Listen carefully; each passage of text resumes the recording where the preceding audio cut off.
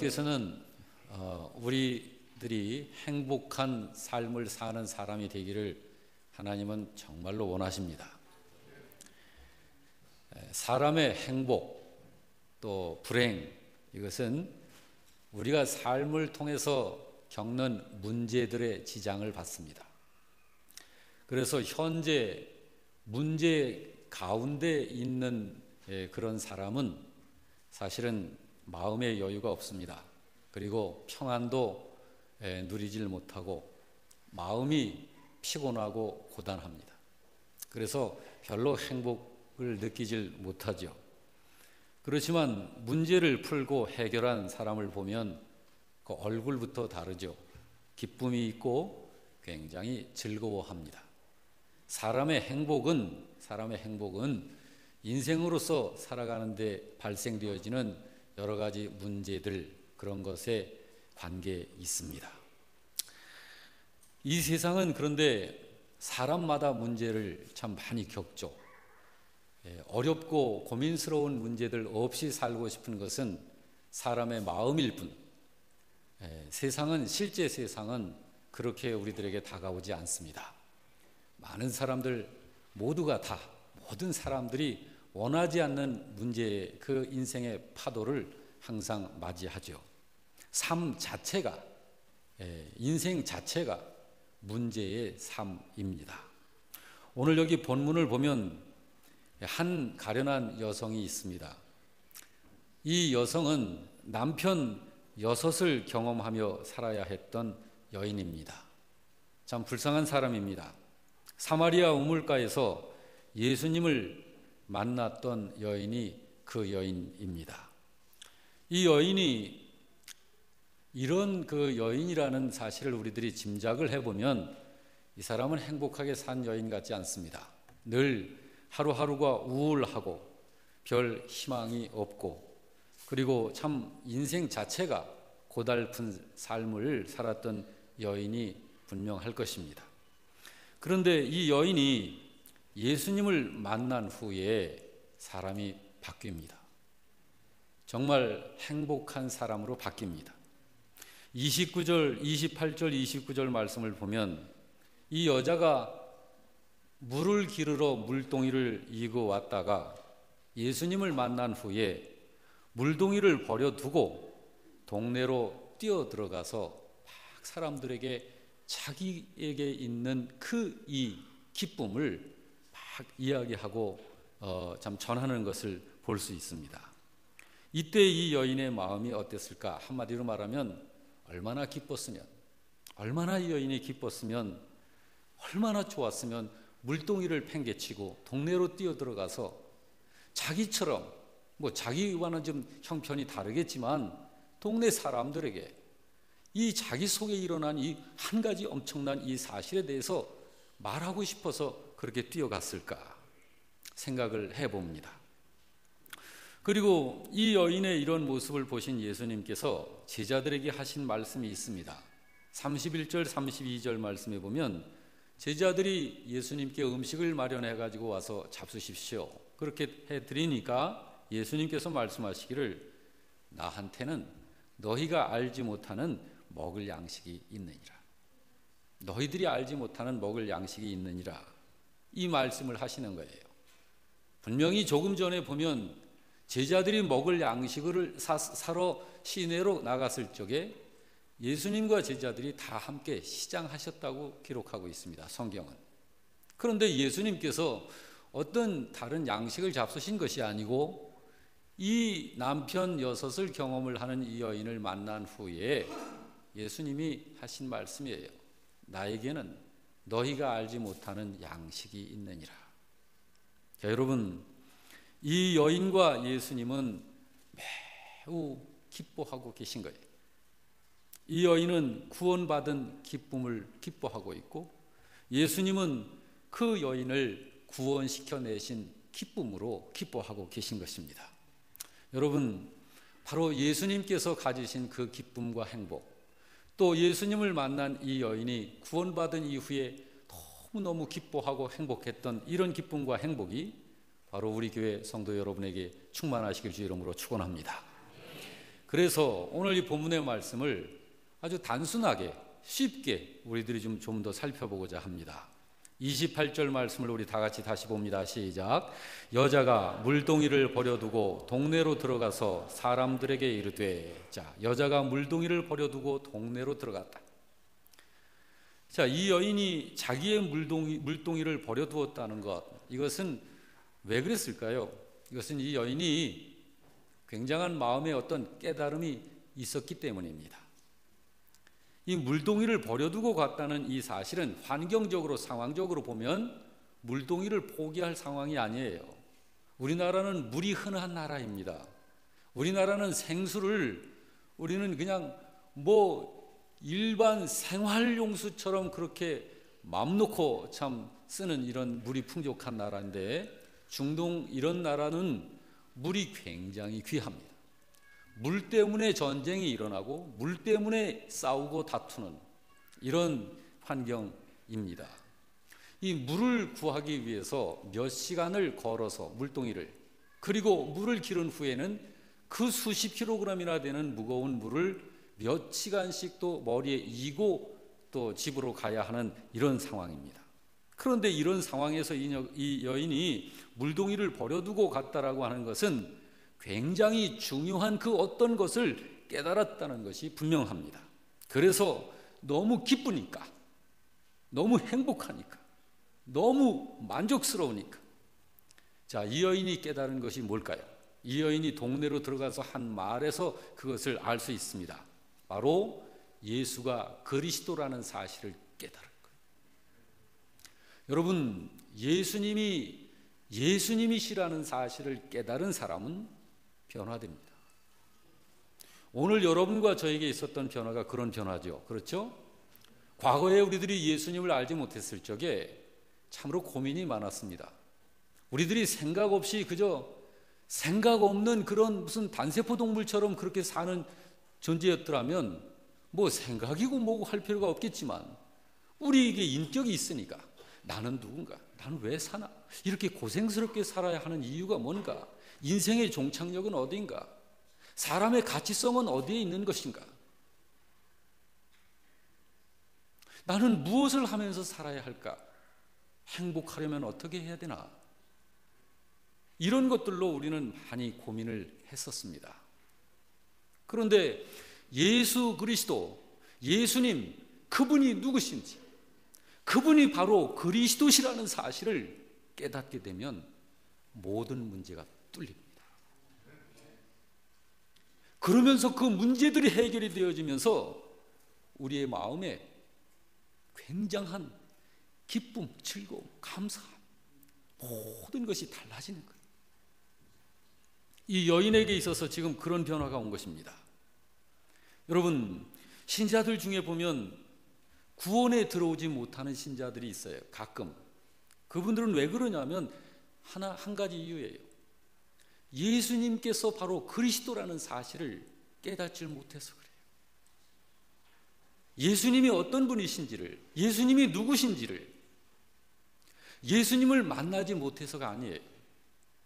예수님을 만났어도 내가 지금 만나고 있는 그분이 하나님의 아들이시며, 그분이 바로 구세주시며, 그분이 바로 온 천지의 창조자시며, 그분이 바로 나의 생명과 모든 인생을 살려내시고 심판하시기도 하시고 하시는 주권자라는 사실을 깨닫지 못하면 그분을 만났어도,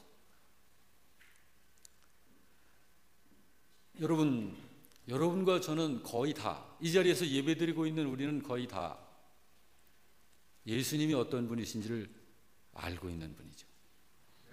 그래서 이 영적인 기쁨을 우리가 간직하고 감사하면서 살고 있는 것입니다.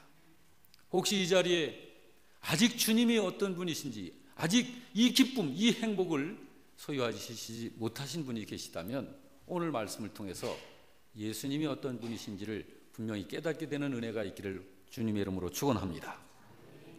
여기에 이 여인은 예수님을 만나고서 그분과 대화를 하면서 예수님을 깨닫습니다. 이 여인이 예수가 그리스도라는 것을 깨닫게 된 것은 예수님과 대화하면서 대화를 하면서. 그렇습니다. 이 여인처럼 사람은요, 예수님과 대화를 하면서 그분이 누구신지를 깨닫게 되는 것입니다. 이것이 주님께서 우리들에게 믿음을 갖게 하시고 깨닫게 하시는 하나님의 방법입니다. 믿음에는 구원받는 믿음, 그렇지 못하는 믿음, 또 다른 말로 말하자면 지식적인 믿음, 일시적인 믿음, 또 구원받는 참 믿음, 이렇게 구분이 좀 되지요. 그런데 구원받는 믿음이 아니면 다른 믿음은 구원 없습니다. 그런데 이 구원받는 믿음이 진정한 믿음인데, 이 믿음은 어떻게 해서 우리 사람이 갖게 될까? 구원받는 믿음은 로마서 10장 17절에 분명히 이렇게 말씀하고 있습니다.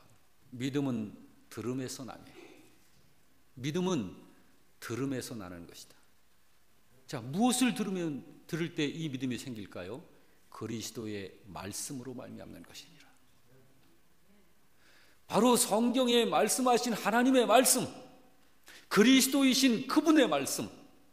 오늘 여기 본문 속에 이 여인이 나이는 몇 살이 됐는지 모르겠지만 얼마나 이 여인이 이런 인생을 살고 싶어서 살았겠습니까?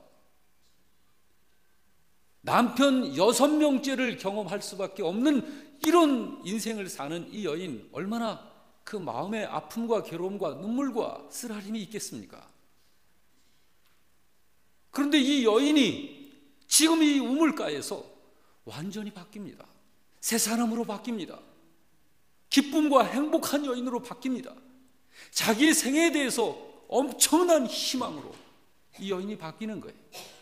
왜 바뀌냐면 예수님과 대화를 통해서, 예수님께서 하시는 이 한 말씀 한 말씀, 주님이 하시는 그 말씀을 통해서 이 여인이 바뀝니다.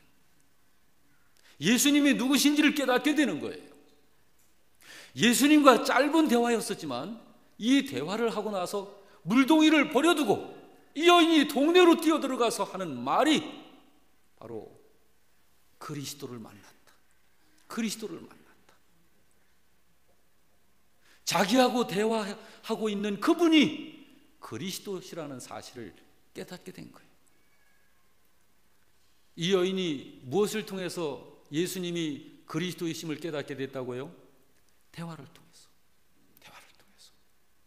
예수님의 말씀, 곧 그리스도의 말씀을 들음으로 깨닫게 된 거예요. 오늘 저와 여러분도 마찬가지입니다. 저 개인의 경우도 제가 10대 청소년일 때 이 하나님의 말씀을 읽을 때 이 말씀이 내 영혼 속에 마치 스펀지에 물이 스며드는 것처럼 스며들면서 저를 변화시켰습니다. 살아있는 말씀, 하나님의 말씀, 그리스도의 말씀입니다.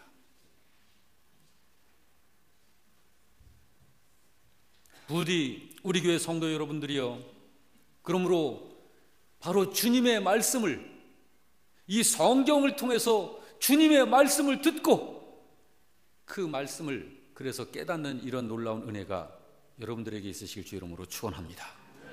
하나님의 말씀에 대한 깨달음이 없으면, 여러분, 우리가 성경을 통해서 볼 수 있잖아요.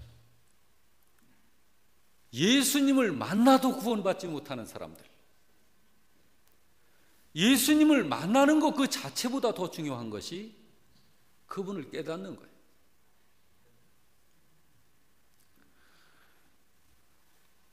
28절, 29절 말씀을 우리 다시 한번 우리 합독해서 같이 보십시다. 여자가, 시작. 여자가 물동이를 버려두고 동네로 들어가서 사람들에게 이르되 내가 행한 모든 일을 내게 말한 이 사람을 와서 보라. 이는 그리스도가 아니냐. 여러분, 이게 바로 예수님을 아는 사람에게서 나오는 공통적인 반응이고 공통적인 간증입니다.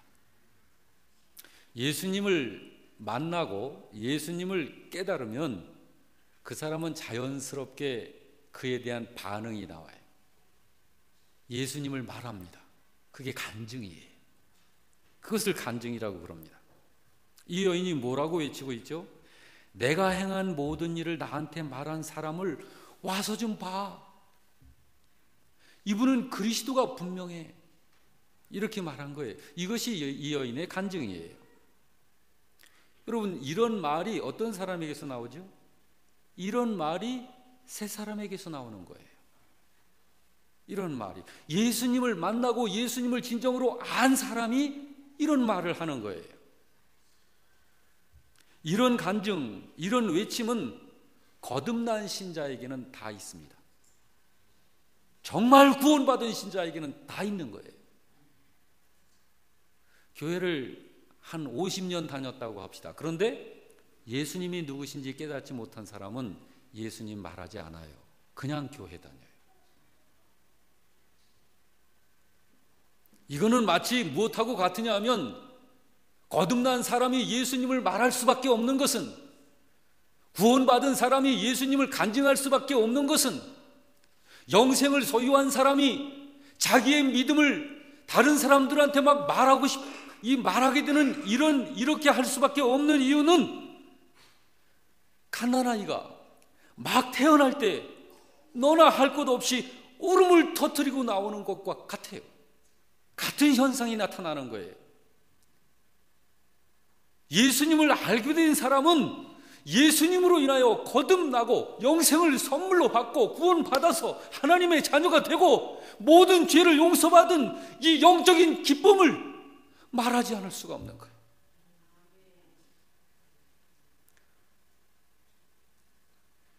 여러분 중에서 한 분은 사회에서 일을 하시는데 이렇게 같이 일하는 동료들에게 자주 예수님 이야기하고 교회 이야기하고 믿음 이야기하고 그러신대요. 그러면은 그분들 중에 보면 안 믿는 사람들이 참 많죠. 또 다른 종교를 가진 분들도 많고 막 반박을 한다고 그래요. 반박을 한다고. 뭐 하나님 봤어? 뭐 하나님 나라가 진짜 있다면 뭐 나도 믿지. 그렇지만 하나님 나라 어디 있어? 이런 말을 반응한다는 거예요. 그들의 반응이 어떠하든지 그 속에 주님을 알기 때문에 그렇게 말하는 거예요. 이게 간증이에요. 누가 뭐라고 하든 살아있는 사람은 숨을 쉬는 것과 마찬가지입니다. 그러므로 예수가 그리스도라는 사실을 진정으로 깨닫게 되면 저절로 간증이 나오는 것이고 저절로 예수님 증인이 되는 거예요. 그 사람이 성령 받은 사람이에요. 오직 성령이 너희에게 임하시면 너희가 권능을 받고 사마리아와 땅끝까지 이르러 내 증인이 되리라. 성령 받은 사람은요 다릅니다. 어디에 가든지. 학생 같은 경우에도요, 학교에서 같이 점심을 먹고 그럴 때, 제가 초등학교 4학년 때 교회를 처음 나가기 시작해서 했는데, 학교를 갔는데 우리 반 아이 한 아이가 꼭 식사 시간에 도시락을 열어놓고 두 손을 모으고 한 5초 내지 10초 정도를 눈 감고 이렇게 하는 거예요. 나는 그때 제가 교회 다니는 애구나. 근데 지금도 그 아이의 그 모습이, 그 아이는 그 기도하면서 뭐 크게 소리내서 기도한 거 아니에요.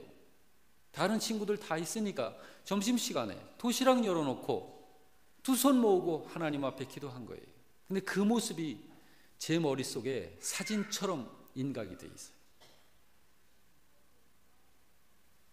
저한테만 그랬을까요? 그 아이는, 그 친구는 예수님의 증인으로서 자연스럽게 그런 걸 보이는 거예요. 이런 인격적인 모습이 우리 교회는 충만하시기를 바랍니다. 그래서 예수님이 그리스도이심을 분명히 깨닫고 제대로 깨달은 사람은요 절대로 변하지 않습니다. 안 변합니다. 둘째, 반드시 그런 사람은 성장합니다. 셋째, 그런 사람 속에는요 따끈한 열정이 있습니다. 이것이 영이 산 사람에게서 나타나는 자연스러운 모습이에요. 안 변해요. 여러분, 살아있는 건 절대로 썩지 않는다는 사실 아시죠? 예, 죽은 것이 썩는 것입니다. 생명이 없는 것이 썩는 거예요. 사람도요 영적 생명이 없으면 그 사람의 인격이 썩어갑니다. 열정, 이런 열정이 있어요. 사도행전 20장 24절에 보면 이렇게 말씀합니다. 우리 다 같이 읽어볼까요? 시작. 내가 달려갈 길과 주 예수께 받은 사명 곧 하나님의 은혜의 복음을 증언하는 일을 마치려 하면은 나의 생명조차 조금도 귀한 것으로 여기지 아니하노라. 같이 읽자고 안 그랬나요? 다시 한번 같이 읽어보십시다. 시작. 내가 달려갈 길과 주 예수께 받은 사명 곧 하나님의 은혜의 복음을 증언하는 이 일을 마치려 하면은 나의 생명조차 조금도 귀한 것으로 여기지 아니하노라. 이런 현상이 이게 억지로 나오는 게 아니라 이게 자연스러운 현상이에요. 자연스러운 현상.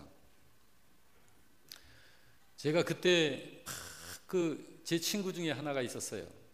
뭐 집에서 좀 집안 환경이 안 좋았었는지는 몰라도 자꾸 밖으로 떠도는 친구예요.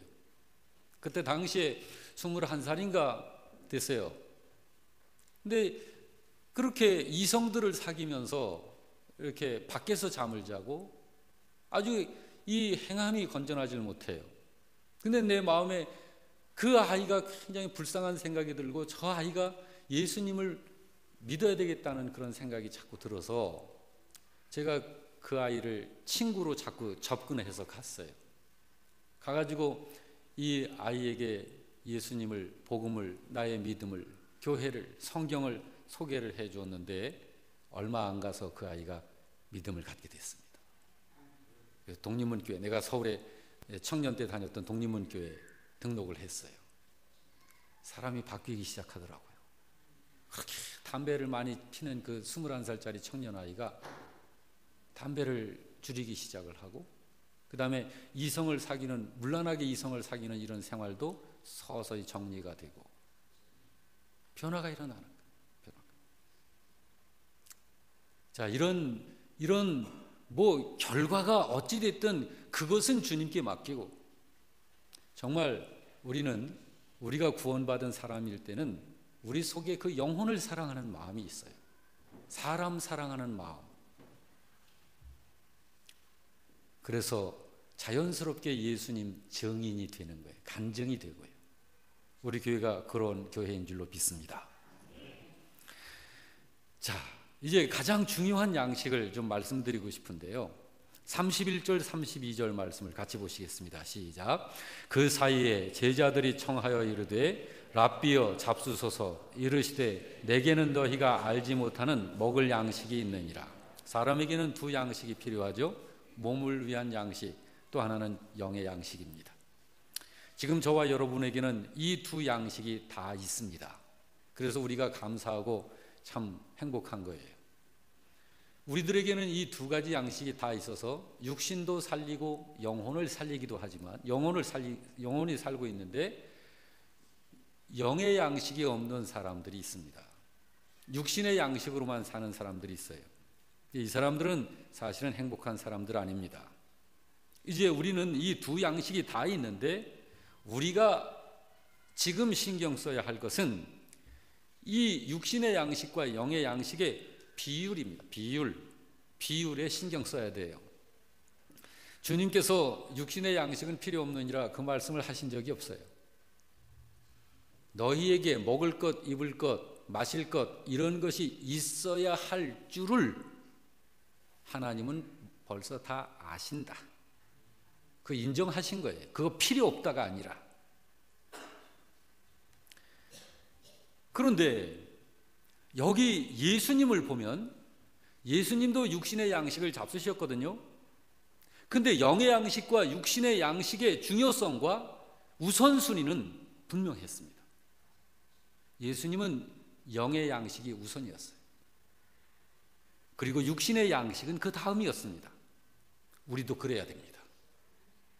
그 사실을 어디서 우리가 확인을 해볼 수 있느냐면 오늘 본문 속에서도 알 수 있지만 마태복음 6장 33절 말씀을 보면 우리가 알 수 있어요. 이 말씀도 같이 읽어보십시다. 그런즉 너희는 먼저 그의 나라와 그의 의를 구하라. 그리하면 이 모든 것을 너희에게 더하시리라. 여기에 먼저라고 말씀하신 이것은 순서를 얘기한 거예요. 시간을 이야기한 거죠. 자, 먼저 그의 나라와 그의 의, 이것이 먼저다. 예수님께서 조금 전에 제자들에게 내게는 너희가 알지 못하는 먹을 양식이 내게 있다라고 하신 이 양식이 바로 여기 말한 그의 나라와 그의 의였습니다. 이것이 예수님의 영적인 양식이었어요. 자, 그러면서 말씀하시기를 자, 여기 그리하면 자, 먼저 영의 양식을 구하라. 그리하면 이 모든 것을 너희에게 더하시리라 했는데, 여기 이 모든 것은 먹을 것, 입을 것, 마실 것, 우리 육신에 필요한 것을 말합니다. 자, 그러면 이 영의 양식은 실제로 무엇일까? 지금 방금 말씀하신 이 말씀에서도 알 수 있지만, 여기에 그의 나라와 그의 의를 이루는 이것이 예수님의 영의 양식이었습니다. 오늘 저와 여러분에게도 마찬가지예요. 저의 간증을 이야기하자면, 저에게 있어서 내 안에 하나님 나라가 이루어지고, 내 안에 하나님께서 나를 의롭다 여겨주시는 그 칭의가 이루어졌을 때 나는 정말 안 먹어도 행복하고 기쁜 그런 기쁨을 가지고 있는 거예요. 오늘 우리들의 영의 양식이 바로 그것입니다. 그러므로 37절 38절에 이렇게 말씀을 하고 있죠. 그런즉 한 사람이 심고 다른 사람이 거둔다 하는 말이 옳도다. 내가 너희로 노력하지 아니한 것을 거두러 보내었노니 다른 사람들은 노력하였고 너희는 그들이 노력한 것에 참여하였느니라. 자, 여기에서 이 양식이 보이나요? 그걸 심고 가꾸는 일, 그것을 추수하는 일, 자, 영의 양식을 말하는 거예요. 자, 심는 일이 뭘까요? 심고 가꾸는 일이 뭘까요? 자, 이 영의 양식을 심는다. 이것은 사람의 마음에 복음을 듣게 하는 거예요. 우리들이 전도하러 나갈 적에 이렇게 우리 교회에서 하는 하나님의 일에 대한 소식들을 쭉 이렇게 지역에 알리지 않습니까? 이런 것이 일종의 심는 거예요. 뿌리는 거예요. 자, 그걸 가꾸는 일이 뭘까요? 그것은 한번 그렇게 해서 뿌려놓고 이렇게 있는 것이 아니라 우리들이 태신자들을 마음에 품고 그들을 위해서 지속적으로 기도하고 또 그들을 그냥 한번 일회성으로 끝나지 아니하고 그분들을 지속적으로 반복적으로 만나서 복음을 자꾸 듣도록 해주는 것, 이것이 그 영혼을 가꾸는 거예요. 그러면 반드시 추수할 때가 오게 됩니다. 자, 추수하는 일은 뭐냐면 결신을 시키는 거예요. 예수님을 영접하게 하는 거예요. 그렇습니다. 신자는 복음을 심고 복음을 가꾸는 일에 영적인 땀을 흘려야 합니다. 수고해야 해요. 그러면서 추수하는 일을 또 하는 것입니다. 바로 그 일을 전도라고 하는 것입니다. 자, 여러분, 전도하는 일은 땀이 흐르는 거예요. 수고하는 것입니다. 복음을 심고 가꾸는 일이 바로 그런 거예요. 여러분, 자, 일을 한다, 땀을 흘린다. 여기에는 반드시 수고가 동반되는데, 자, 수고가 동반되어지는 일에는 부담이 되죠. 자, 우리들이 예배당을 일주일에 한 번씩 청소하는데 이번에 예배당 청소 당번이 나다. 그러면 여기는 반드시 수고가 들어가지 않으면 청소가 안 되는 거예요. 그러니까 부담감이 있는 거죠. 또 때로는 하기 싫기도 하고요. 그런 생각이 들기도 하고. 그렇지만 하나님의 일에는 놀라운 특징이 있어요. 뭐냐면 거기에는 복이 숨겨져 있어요. 그리고 그 속에 하나님께서 주시는 기쁨과 행복이 숨겨 있습니다. 자, 36절 말씀에 이 말씀이 있습니다. 거두는 자가 이미 삭도 받고 영생에 이르는 열매를 모으나니 이는 뿌리는 자와 뿌리고 심는 자와 거두는 자, 추수하는 자가 함께 즐거워하게 하려 함이라. 이 즐거움, 이 기쁨은 이거는 영의 양식을 위해서 수고하는 사람에게만 있는 거예요. 영적인 땀을 흘리는 이런 신자들에게 이 영적 기쁨이 있는 거예요. 이건 하나님께서 주시는 거예요. 여러분, 전도하는 것, 이것이 바로 우리의 영의 양식입니다. 예수님께서 사마리아 우물가에서 이 한 여인에게 하신 이 일이 그 영혼을 전도하신 일 하신 거예요. 예수님은 그것을 제자들이 아직은 알지 못하는 나만이 갖고 있는 양식이라고 하신 거예요. 그래서 신자가 그 일을 하는 것이 예수를 잘 믿는 것이고, 그 일을 하는 것이 하나님의 일을 하는 것입니다. 그러므로 요한복음 6장 29절은 이렇게 말씀했습니다. 예수께서 대답하여 이르시되 하나님께서 보내신 이를 믿는 것이 하나님의 일이니라. 여러분, 예수님을 믿는 일, 예수님을 믿는다는 게 그냥 개념상으로만, 단어로만 존재하는 거 아니지 않습니까? 예수님을 믿는다고 하는 것은 한 인격체의 전 인격적인 것 아닙니까? 예수님을 믿는다고 할 적에 그것이 단어로 표현을 하는 것이, 그것이 믿음이 다가 아니지 않습니까? 그것보다 더 중요한 것은 한 인격체의 전 인격이죠. 그의 암과 그의 감정과 그의 의지, 그래서 그의 모든 삶으로 결정되어지는 것이 믿음입니다. 예수님을 믿는 것, 그것이 바로 하나님의 일입니다.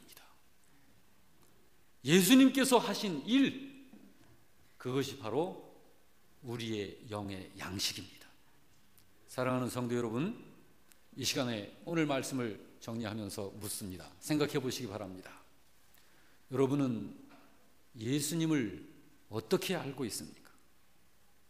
예수님을 그리스도로 그렇게 알고 계신지요? 혹시 이 자리에 예수님이 아직 어떤 분이신지를 모르고 오직 그냥 이름 예수님, 교회 다니는 사람이 믿는다는 그 예수, 그 정도 수준으로 알고 있는 분이 계시다면 예수님이 바로 그리스도라는 사실을 분명히 아시길 주 이름으로 축원합니다. 그리고 여러분은 여기에 예수님께서 말씀하시기를 나의 양식을 말씀을 하셨는데, 오늘 여러분의 양식은 어떤 영의 양식을, 어떤 것을 영의 양식으로 여러분은 소유하고 섭취하고 계신지요? 하나님의 말씀 양식 맞습니다. 그러나 여러분, 이 하나님의 말씀을 머리에만 담아두는 이것은 소화하지 못하는 거예요. 이 하나님의 말씀을 우리는 우리의 인격화 시켜야 합니다. 우리의 인격화, 우리의 삶으로 만들어내야 해요.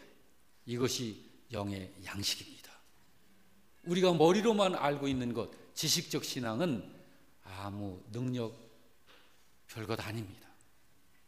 예수님께서 말씀하시기를 바로 한 여인을, 이 우물가에서 그 여인을, 그 영혼을 살려내고 구원시켜낸 다음에 그 기쁨을 함께 누리면서 제자들에게 너희가 알지 못하는 양식이 내게는 있느니라.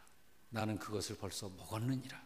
이렇게 말씀한 것처럼 오늘 저와 여러분에게도 이러한 영의 양식이 늘 생활 속에서 풍성하시기를 주의 이름으로 축원합니다. 아멘.